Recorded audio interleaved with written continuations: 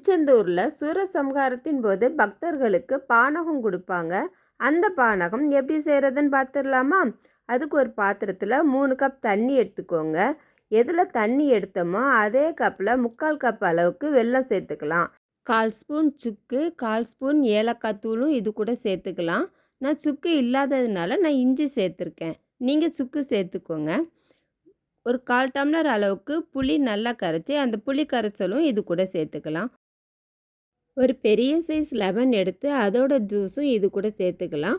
ஒரு பிஞ்சு பச்சை கற்பூரம், சின்ன ஸ்பூனுக்கு 1 ஸ்பூன் தேனும் சேர்த்து வெல்லம் கரையிற அளவுக்கு நல்லா கலந்து விட்டுக்கோங்க.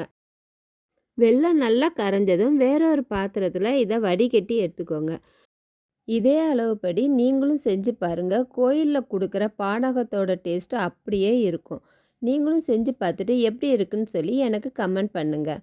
இந்த பானகம் குடிச்சு தான் எங்களோட சஷ்டி விரதத்தை முடிச்சுக்கிட்டோம்.